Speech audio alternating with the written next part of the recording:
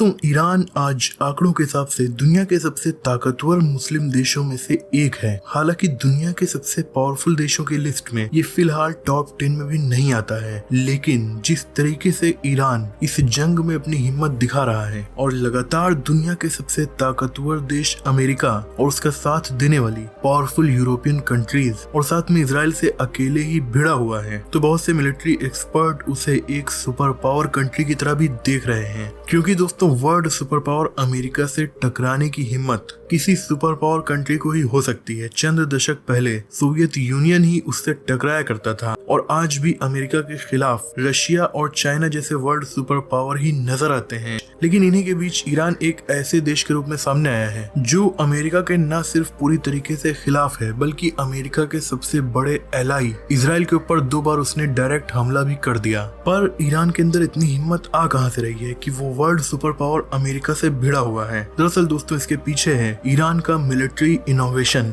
Iran ने ऐसे बहुत से ताकतवर हथियार बना लिए हैं जिनके दम पर वो इन देशों से उलझ पा रहा है। और सबसे बड़ी बात यह है कि इनमें से ज्यादातर हथियार उसने खुद से ही बनाए हैं, क्योंकि उसके ऊपर बहुत सारे सैंक्शंस लगे हुए हैं। ईरान की मिसाइल्स के बारे में तो आप ऑलरेडी जानते ही हैं। आज हम ईरान की रोबोट आर्मी के बारे में बात करने वाले हैं। ईरान की ये रोबोट आर्मी इतनी एडवांस है कि इन हथियारों को चलाने के लिए किसी इंसान की जरूरत नहीं पड़ती, यानी सैनिकों की जान को जरा भी खतरा नहीं होता। एआई की मदद से ही ये दुश्मन पर हमलावर हो सकते हैं। आज ऐसे ही ईरान के कुछ एआई या रोबोट हथियारों के बारे में हम डिटेल में डिस्कस करने वाले हैं, जिनमें से सबसे पहला नाम है नाजिर रॉकेट लॉन्चर रोबोट। दोस्तों नाजिर रॉकेट लॉन्चर रोबोट को खुद बनाया है Islamic Republic of Iran army ground forces ने। इसे सबसे पहले 12 सितंबर 2015 को अनवेल किया गया था। तब से लेकर आज तक इसमें काफी सारे इम्प्रूवमेंट भी कर दिए गए हैं। ये एक आर्मर्ड व्हीकल की तरह दिखने में होता है। 600 किलो के काफी भारी वजन यानी कि गोला बारूद को अपने साथ ले जा सकता है। इसके अंदर किसी सैनिक को बैठने की जरूरत नहीं होती। सैनिक बंकर में छिपकर या कहीं दूर सुरक्षित इलाके से इसे रिमोटली ऑपरेट कर सकते हैं और दुश्मन की सेना पर अटैक कर सकते हैं। इसमें रॉकेट लॉन्चर और गन्स लगी हुई हैं, जिसका यूज करके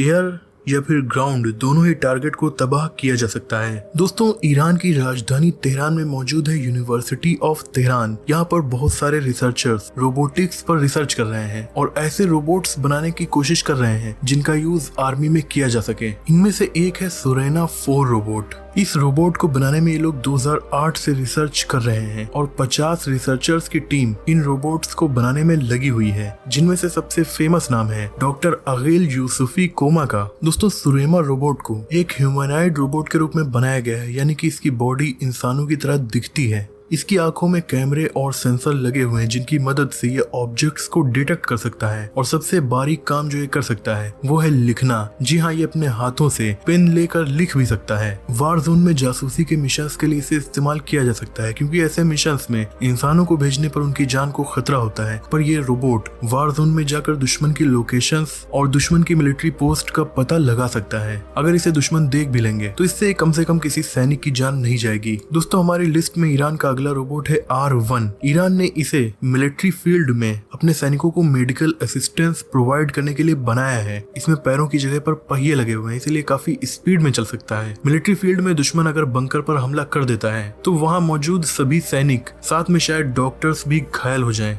ऐसे में उन्हें मेडिकल असिस्टेंस प्रोवाइड करने का काम ये रोबोट बखूबी कर सकता है। दोस्तों ईरान का अगला और सबसे खतरनाक रोबोट है हैदर 1। दोस्तों हैदर 1 एक छोटा सा टैंक है जिसका साइज बेहद छोटा है। इसमें 6 पहिए लगे होते हैं। ये इतना ज्यादा खतरनाक है कि दुश्मन को पता लगने से पहले ही ये उसके इलाके में बहुत ज्यादा तबाही मचा सकता है। इसके ऊपर ईरान ने गन्स भी लगाई हैं, जिससे दुश्मन के सैनिकों पर हमला कर सकता है। और अगर सामने मिलिट्री टैंक हो तो ये रोबोट व्हीकल एक माइन की तरह यूज कर सकता है, क्योंकि साइज में छोटा होने की वजह से ये दुश्मन के टैंक के नीचे आसानी से चला जाएगा और उसके बाद इसके अंदर लगे हुए एक्सप्लोसिव के थ्रू इसे रिमोटली ब्लास्ट भी किया जा सकता है। इसमें laser, day night vision, thermal imaging जैसे सेंसर्स लगे हुए हैं, जिनकी मदद से ये दिन या रात किसी भी टाइम काम कर सकता है। सबसे बड़ी एडवांटेज इसका छोटा साइज है। ये दुश्मन के इलाके में झाड़ियों के पीछे, चट्टानों के पीछे छुपते छुपाते उसके इतने करीब पहुंच जाएगा कि उसे पता ही नहीं चलेगा। और जब दुश्मन को पता चलेगा तब तक बहुत ज्यादा देर हो चुकी होगी। ईरान की सेना अभी भी इसे यूज कर रही है। लेकिन दोस्तों, इन सबसे खतरनाक चीज जो ईरान की सेना ऑलरेडी यूज कर रही है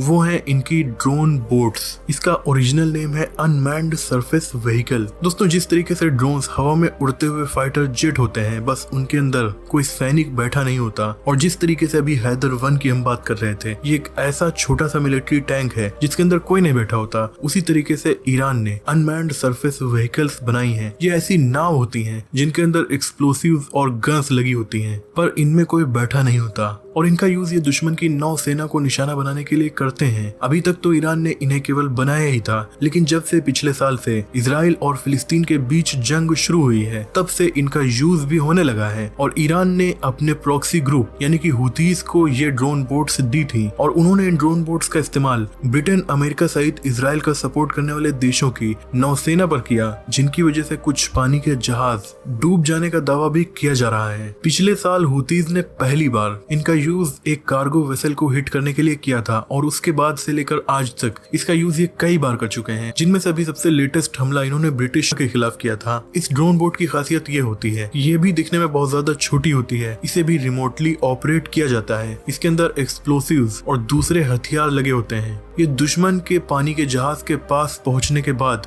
अचानक से ब्लास्ट हो जाती है, जिससे टारगेट का पानी का जहाज डूबने लगता है। दोस्तों, दरअसल इन ड्रोन बोट्स को सबसे पहले अमेरिका नहीं बनाया था। अमेरिकी नौसेना और ईरान की नौसेना का टकराव अक्सर पर्शियन गल्फ में होता रहता है। पर्शियन गल्फ काफी ज्यादा इंपॉर्टेंट इलाका है जो ईरान के पास है, और इसीलिए ईरान ने एक बार अमेरिका की ऐसी ड्रोन बोट को कैप्चर कर लिया था, जिसके बाद शायद रिवर्स इंजीनियरिंग करके उन्होंने इस बोट को बनाया है। पर फिलहाल ये हथियार अमेरिका और इजराइल के खिलाफ काफी खतरनाक साबित हो रहा है। दोस्तों, ये एआई रोबोट्स और ड्रोन बोट जैसे हथियार बहुत हाईली एडवांस बल्कि वर्ल्ड सुपर पावर्स ही डेवलप कर रहे हैं। अमेरिका, रशिया, चाइना जैसे देशों को छोड़ दिया जाए जो इस तरीके के हथियारों को बना सके। अभी हाल ही में इलॉन मस्क ने टेस्ला रोबोट को अनवेल किया था। टेस्ला दुनिया की सबसे बड़ी कंपनीज में से एक है, जिनके पास बहुत बड़े बड़े रिसर्चर्स हैं। लेकिन दूसरी तरफ ईरान इन हथियारों को बना रहा है, उसके ऊपर बहुत सारे सैंक्शंस लगे हुए हैं। न ही उसके पास इतने बड़े रिसर्चर्स की टीम है, लेकिन फिर भी डेडिकेशन ऐसी कि ईरान इन सभी हथियारों को बना रहा है जैसे कि कोई वर्ल्ड सुपर पावर हो। और इसीलिए बहुत से मिलिट्री एक्सपर्ट उसे कभी मिसाइल सुपर पावर, कभी ड्रोन सुपर पावर, कभी मिडिल ईस्ट की सुपर पावर कहकर बुला रहे हैं। और इसीलिए वो इजराइल और अमेरिका से आंख में आंख मिलाकर बात कर पा रहा है। ऐसे ही बहुत से छुपे हुए हथियार हैं जिनके बारे में ना हम जानते हैं, ना ही कोई और जानता है। आज की वीडियो में इतना ही। मुझे उम्मीद है कि इस वीडियो से आपकी नॉलेज बढ़ी होगी। वीडियो पसंद आई हो तो इसे लाइक और शेयर कीजिए। ऐसे इंटरेस्टिंग टॉपिक्स पर नॉलेजफुल वीडियोस देखने के लिए हमारे चैनल को सब्सक्राइब करके बेल आइकन को प्रेस कर दीजिए। मिलते हैं अगली वीडियो में, तब तक के लिए अपना और अपनों का ख्याल रखिए।